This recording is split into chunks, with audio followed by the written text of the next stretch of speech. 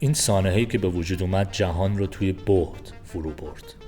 از اینکه مگه میشه بیش از 14 ساعت از رئیس جمهوری کشور هیچ خبری نباشه.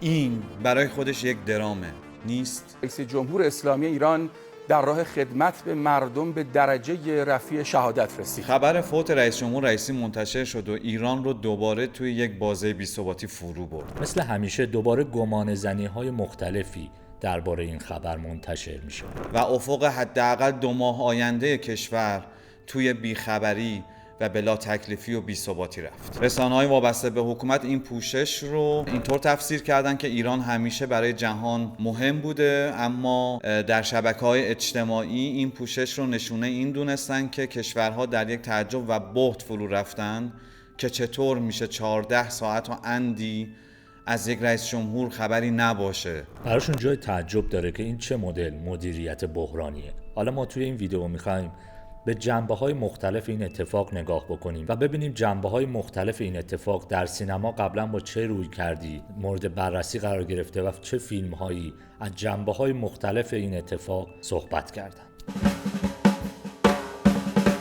واکنش رسانه‌ها توی جوامعی که رسانه‌های آزاد دارن، با توجه به تحلیل‌های مختلفی که توی رسانه‌ها منتشر میشه، مردم ممکنه واکنش‌های متنوع و متفاوتی از خودشون بروز بدن. برای مثال مرگ پرنسس دایانا توی انگلستان موجب واکنش‌های متنوعی در میان مردم شد. توی جوامعی که رسانه‌ها تحت کنترل حکومت هستن، واکنش مردم محدود میشه به اطلاعات و اخبار و چیزهایی که توی رسانه منتشر میشه. برای مثال مرگ فیدل کاسترو توی کوبا که با واکنش‌های هماهنگ با رسانه‌های دولتی و مورد تایید حکومتش همراه بود. فیلم پست تلاش‌های رسانه‌ها و خبرنگارها برای افشای اسنادی که از پنتاگون به دست اومده و بحران‌هایی که پس از اون برای دولت و حکومت به وجود اومد رو بررسی میکنه.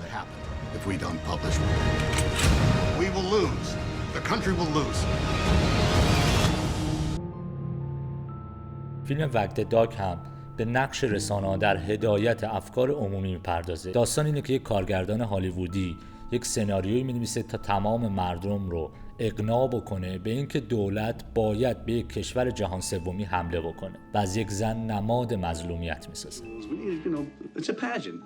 New Line Cinema presents. How close are you to this? What do you want the kid to say? All the spectacle. I know we're all concerned for the president.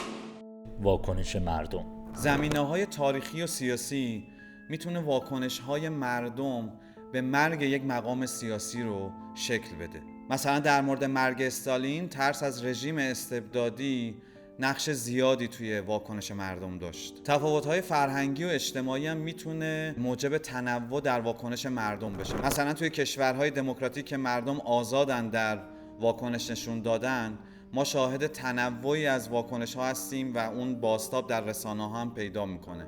اما در نظام‌های استبدادی معمولاً فقط یک نوع واکنش مورد تایید رسانه‌های حکومتی قرار میگیره. مثلا مرگ جان اف کندی تو آمریکا رو که موجب تظاهرات، تحلیل‌های متفاوت و واکنش متنوع مردم شد، مقایسه کنید با مرگ کیم جونگ ایل، رهبر پیشین شمالی که همراه با نمایش اندوه زیاد مردم بود. توی فرهنگ‌های جمع‌گرا که معمولاً توی نظام‌های کمونیستی شاهدش هستیم، ما فقط محدود به یک واکنشی میشیم که حزب حاکم اون رو دستور کرده، دیکته کرده برای بقیه.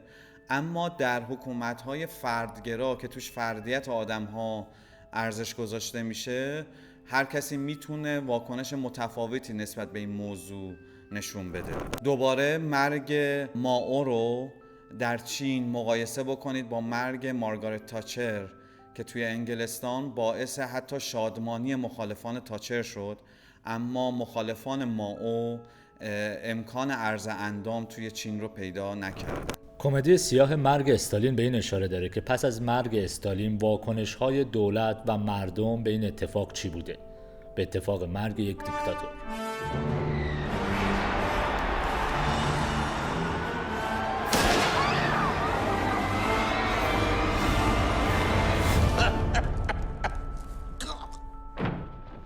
فیلم نشون میده که چطوری ترس و رقابت‌های سیاسی میتونه واکنش‌های مختلفی رو به وجود بیاره. Which we call a doctor.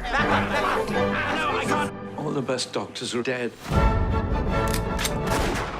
I can't remember who's alive and who isn't. It's Comrade Stalin. I'll take it from here.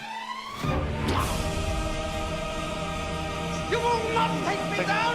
I will not be silent! فیلم لینکلن محصول 2012 به واکنش‌های مردم آمریکا به ترور آبراهام لینکلن میپردازه و تفاوت‌های فرهنگی و اجتماعی اون زمان رو نشون میده.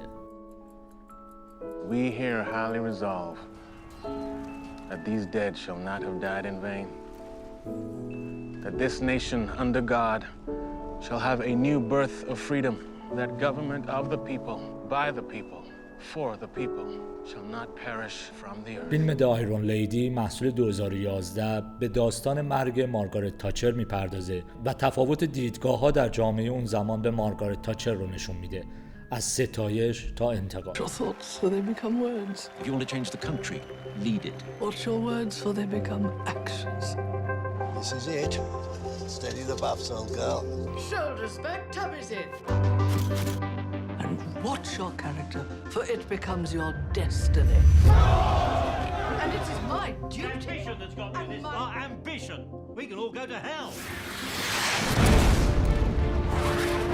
The Falkland Islands belong to Britain, and I want them back. With all due respect, when one has been to war. With all due respect, sir, I have done battle every single day of my life. She heads the most hated government this country has known. Your problem is that you haven't got the courage for this fight. مدیریت بحران. فیلم 13 روز بحران موشکی کوبا رو در دوران ریاست جمهوری جان اف کندی به تصویر میکشه. ارتباطش با این سانحه چیه؟ تمرکزش روی تصمیم گیری های سیاسی و نظامی در ارتباط با یک بحرانه. Sometimes there is only one right choice, and you thank God when it's so clear. Stop that firing! Nobody ever gets between us. I'm prepared to wait for my answer until hell freezes over. I am the Commander-in-Chief of the United States, and I say when we go to war. توی فیلم ایر فورس وان محصول 1997 رئیس جمهور آمریکا در یک هواپیما روی هوا گروگان گرفته میشه. فیلم تلاش‌های رئیس جمهور برای نجات خودش و دیگرانی که توی هواپیما هستن رو به تصویر میکشه. ارتباطش با این سانحه چیه؟ خطراتی که میتونه جان رئیس جمهور رو تهدید بکنه و نیاز به مدیریت بحران خیلی فوری داره. What are our airborne scenarios? There are no airborne scenarios. My husband will not negotiate. His wife, his daughter. I think he'll negotiate. How the hell did this happen? How the hell did they get Air Force One? سینما میتونه برای ما که دائم در حال تجربه بی‌ثباتی، ناکارآمدی و بحران هستیم یه پناهگاه باشه. جایی که رویدادهای بی‌نظم و قانون زندگی یک منطق پیدا میکنه و بیمها و بلاهایی که کاراکترها تجربه میکنن به یک فرجام منطقی و خوب میرسه. شما چه فیلمهایی درباره این موضوع به نظرتون میرسه؟ با هم در ارتباط باشیم.